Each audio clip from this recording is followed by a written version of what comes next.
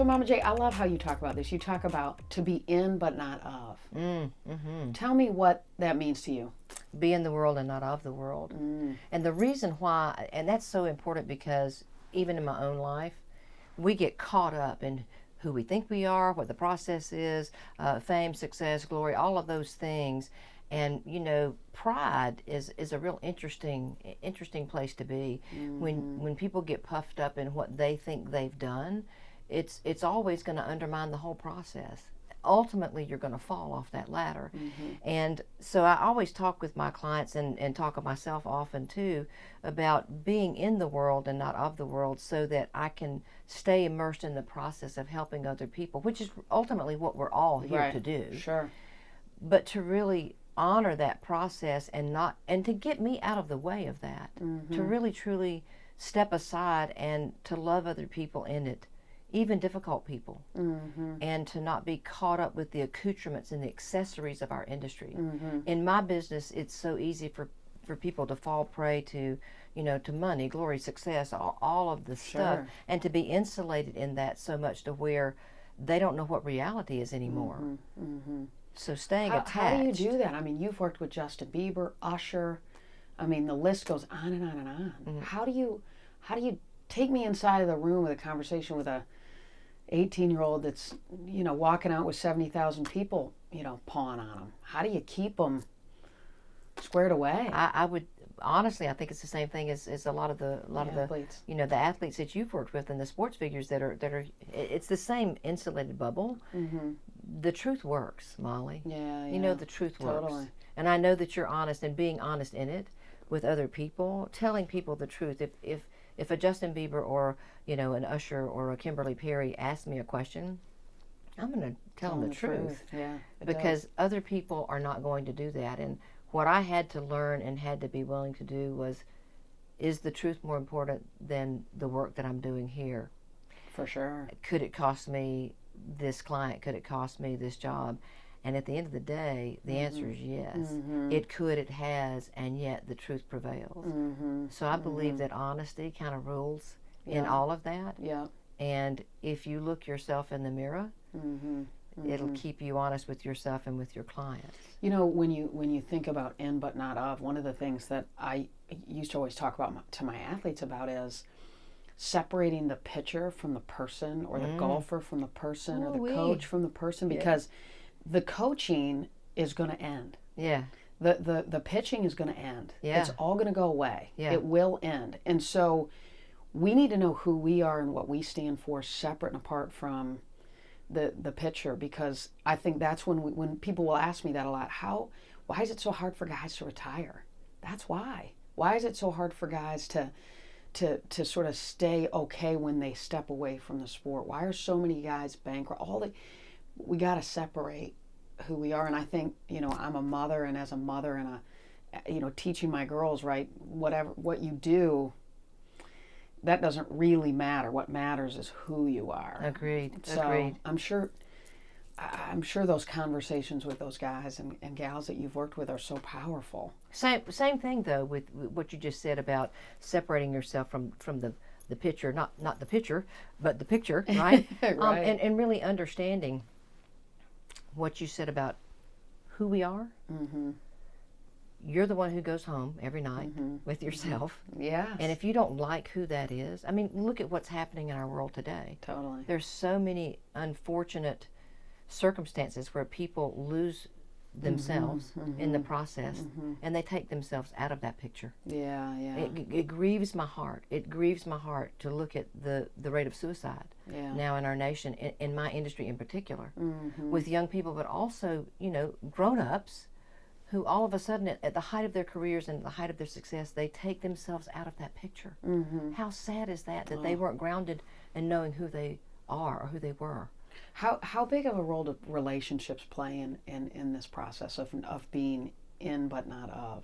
Well, I think we were created for relationships, so Right. I believe that relationship is everything. Sure. And it's a really important lesson to learn too, not to burn bridges, even though people may make decisions sometimes that we don't love or that don't love us. To still really be able to honor the relationship and to still be able to be available and to be there for people, because that's who I am, that's who you are in it, and to let people know that you're there for them. You might not be there for the process and all the junk that goes on around them, but that you're there for them. Yeah. Having boundaries, but still letting them know that you're there for them. I always used to love the guys that I would see that would, at the end of that would thank the wait staff, that would walk out and thank the bellman that pulled the car up, or the bags, that they appreciated that they didn't, because I think what happens sometimes is they expect it. And no matter where we are or what we've done or what we've accomplished, you can't expect that from others. I mean, no, and you can't make people expendable. Oh, you know what I'm saying? Yeah. I mean, no matter if it's somebody who's cleaning the floor in the bathroom or taking out the trash, they're serving a purpose. Yeah. And their value is just as great as yours or mine. And if you think about all of the things that wouldn't happen if those people weren't there. Let the garbage back up for like a couple of days, and people are losing their minds. You know what I'm saying? Let schools shut down with an ice storm for a couple of days, and moms are kind of going, "Hey, can you open the schools back up?" Yeah. I think that everybody has value. Yeah. We are all created equally in the eyes of God, and also in God's image. And so when I come eyeball to eyeball with somebody cleaning a room or changing the sheets or taking out the garbage, that means I'm supposed to treat them with the same respect that I would hope to be treated myself. And that's the golden rule. We're to love our neighbors as ourselves. So how do you, when you think about, I mean, I remember you telling me once, right, you were there with Justin Bieber when his voice was literally, it was changing. I mean, you were out on tour with going him through puberty. when he was going through puberty. And here's this boy growing up, and so many people obviously know who he is and what he's. How did you help him stay, and did you, right, stay sort of in but not of? Well, I'd like to think that I helped that process. It's a matter, again, of just being there for him and answering questions, because, when anybody is in that uptick of success, it's like being hit by a freight train. It's not an easy, simple process. I think on the outside looking in, when people look at the red carpets or see the the lights flashing and all of the glorious things with fame and fortune, they think it's so fun and it's all adventure and it's like an amusement park. And there are parts of that that are really true, that are really, really true. The other part of that is it's really hard. Everybody wants something from you. People are taking things from you. People bring dying and sick children to you, and it's hard. And you're 14 or 22 or even 32. That's hard to wow, this is the ugly parts of life. This is not pretty. This is not what I thought it was going to be fun-filled. You're signing autographs. You've got people pawing at you. You're walking. You're tired. You don't. Did I eat today? What day is it? Right. Where am I? Where am I? Right. And it's very, very demanding and very difficult.